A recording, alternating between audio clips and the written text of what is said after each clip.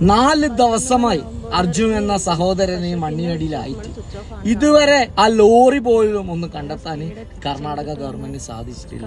ഇന്ന് താൽക്കാലികമായി തെരച്ചിൽ നിർത്തിവെച്ച് ഗതാഗത മണ്ണ് നീക്കൽ പ്രക്രിയയിലാണ് നടന്നുകൊണ്ടിരിക്കുന്നത്. സാർ ഒന്ന് പറഞ്ഞോട്ടെ, അർജുൻ പോയത് വിനോദയാത്രക്കോ ടൂറോ അല്ല സാർ, അന്നേക്കുള്ള ജീവനത മാർഗം തേടി പോയവനാണ് സാർ അർജുൻ.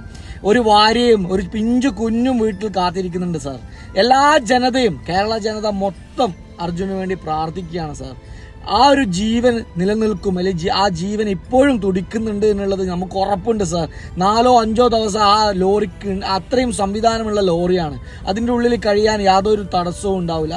2 ദിവസം ലോറി പ്രവർത്തിച്ചിരുന്നു, ഫോണ് പ്രവർത്തിച്ചിരുന്നു എന്ന് ഭാര്യ പറഞ്ഞിട്ടുണ്ട്.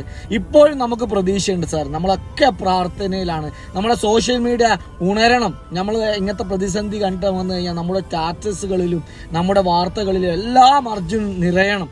എന്താ വെച്ച് കഴിഞ്ഞാൽ കർണാടക ഗവൺമെന്റ് നമ്മുടെ നാട്ടിലല്ല, കർണാടകയിലാണ്. കർണാടക ഗവൺമെന്റ് തക്കതായ ഒരു ആക്ഷൻ എടുത്തില്ലെങ്കിൽ അർജുൻ ഇനിയും ലേറ്റ് ആകുമ്പോഴാണെങ്കിൽ അർജുൻ അവിടെ നിലനിൽക്കാൻ ഭയങ്കര ബുദ്ധിമുട്ടായിരിക്കും എന്നാണ് അറിയാൻ സാധിക്കുന്നത്. അതുകൊണ്ട് ഇന്ന് തന്നെ അർജുനെ രക്ഷിക്കേണ്ട എല്ലാ സംവിധാനങ്ങളും കർണാടക ഗവൺമെന്റ് എടുക്കുമെന്ന പ്രതീക്ഷയിൽ തന്നെയാണ് നമ്മൾ കേരള ജനത മൊത്തം. നമ്മളുടെ വാക്കുകളും നമ്മുടെ സ്റ്റാറ്റസുകളും അർജുന് വേണ്ടി പ്രവർത്തിക്കണം എന്ന്